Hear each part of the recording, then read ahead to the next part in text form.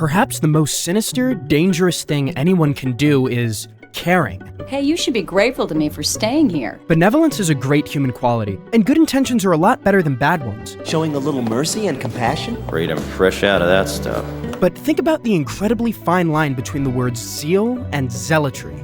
If you have zeal, you're enthusiastic, energetic, committed. But when that healthy zeal becomes zealotry, well, you've gone too far. Like when you've got legitimate issues with the criminal justice system and you end burning businesses and shooting an innocent 8-year-old. Or when your sincere concern for the future of the planet drives you to glue yourself to a Monet.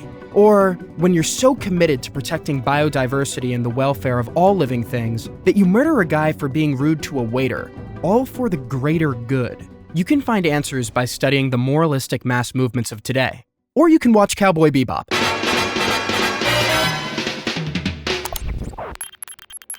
In the Cowboy Bebop episode Gateway Shuffle, the Bebop's band of bounty hunters stop at a space station for some R&R. They're just hanging out, and other people are trying to enjoy some downtime with their families. That's when the Space Warriors show up. The group describes themselves as eco-soldiers who work night and day to preserve the environment and protect endangered species all over the universe. And honestly, that sounds pretty good. Eco-soldiers is a little suspect, but who'd argue against protecting the universe's animals and ecosystems? Then they show who they really are. Jet's description of the Space Warriors is a lot more accurate than their self-perception, which is often the case with ideologically possessed violent cults. More like environmental terrorists. Because the Space Warriors don't just excuse accidentally harmful behavior in pursuit of their cause, they're straight up cruel. Jet has had a long career as both a cop and a bounty hunter, and he says the Space Warriors are more violent than local crime syndicates. So what is the disconnect here?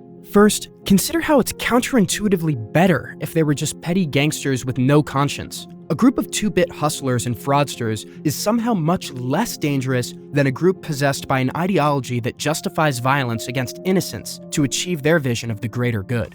The list of real-world examples of moralistic fervor whipping people up into a lethal frenzy is depressingly long. In 1789, the French Revolution began with the storming of the Bastille, and the French were righteous in their opposition to a monarchy that arbitrarily assigned certain privileges and rights to an aristocratic few, while withholding those same rights from others. The Ancien regime wasn't just anti-democratic, it was illiberal, and it violated the natural rights of the French people. But it didn't take long to go from a feel-good Disney hero story to an A24 horror film.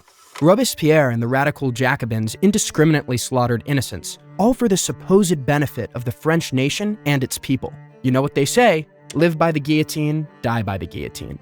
We've known about the dangers of zealotry for a long time, having such an irrational commitment to a set of beliefs that one becomes immune to reason, or worse. David Hume warned that false religions which partake of enthusiasm are more furious and violent than those which partake of superstition. Alexis de Tocqueville observed in his travels through America that strange sects arise which endeavor to strike out extraordinary paths to eternal happiness. And Adam Smith pointed to science and philosophy as great antidotes to such enthusiasm and superstition. That was all centuries ago. So what went wrong in 2020?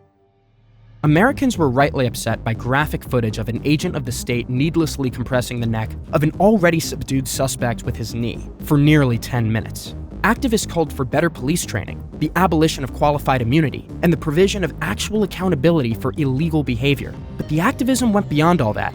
Like Robespierre's Jacobins, furious protesters burned police precincts, looted storefronts, destroyed businesses, vandalized homes, and killed innocent bystanders. Like 8-year-old Cicero Turner, who was killed when protesters fired at her parents' car as they unwittingly drove past the protesters' barricades. Did that advance the greater good? To take a deeper dive into this idea, you can read this article I wrote on fee.org, link in the description. Back to Bebop. Mama is the leader of the Space Warriors, and she actually tries to explain their seemingly sympathetic motives to one of her victims right before gunning him down in cold blood. Are you aware that the Ganymede sea rat is a very intelligent and kind animal? He was rude to the waitstaff. Waiter, where's my sea rat saute? And his motivation for ordering the dish was superficial. People stopped eating it, so they ran some fancy ad campaigns and claimed it was a delicacy. It's totally disgusting. People eat it anyway for status. It's in now. The customer is an idiot, which isn't a crime to most of us, and definitely not subject to capital punishment. Mama and the Space Warriors disagree. Murdering him and everyone unlucky enough to be caught in their indiscriminate gunfire is just one of those break a few eggs to make an omelet things. even after doing the indefensible, Mama is so morally blinded by her ideology that she maintains they are warriors of peace. Yeah.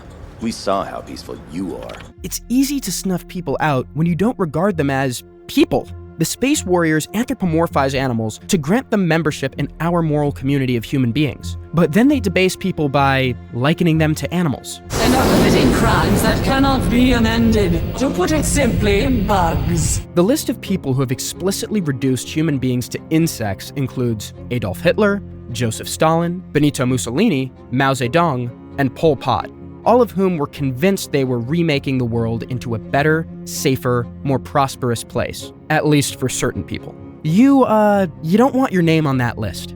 Mama traces the root of mankind's crimes against sentient creatures to Consumer culture have escaped from the last system that we call nature. And if that sentiment sounds familiar, it should, because Ted Kaczynski murdered innocent scientists and technologists on similar philosophical grounds. There's actually another Bebop episode that draws so heavily on Kaczynski that the character is not so subtly called Teddy Bomber, and his manifesto is a parody of the Unabombers. I only wanted to send out a warning against the needless waste created by capitalism without philosophy, the needless colonization of planets, the needless circulation of slanted media, and needlessly tall buildings that symbolize all of this. It's Mama, it's Teddy Bomber, it's way too many college students, and it's Jean-Jacques Rousseau, who lamented man's progression from hunter-gatherer societies into industrial civilizations. In his discourse on the origin and foundations of inequality among men, Rousseau writes, "These conveniencies continue to weaken body and mind, and by becoming habitual, have almost entirely ceased to be enjoyable," concluding that now we have nothing more than a deceiving and frivolous exterior, honor without virtue, reason without wisdom, and pleasure without happiness. At least Rousseau was genuinely concerned with the human condition, at least in his mind. And even Teddy Bomber's horrific and violent means were meant to reach humane ends. The Space Warriors go even further by deliberately trying to release a virus to kill all humans on Mars. It'll leave the rest of the ecosystem intact. You know when you're just so considerate you have to exterminate an entire planet worth of human beings? Totally reasonable. Cowboy Bebop raises these questions of justice. Is it enough to live by a motto of don't hurt people and don't take their stuff? Or is there always a moral duty to take positive action? And if there is, to what degree are we willing to act unjustly in pursuit of justice? Is it even possible to draw a line between zeal and zealotry? Or when legitimate moral crusades look like they're about to become immoral horrors? And if it's morally permissible to break a few eggs to make that utopian omelet, who's going to be the first?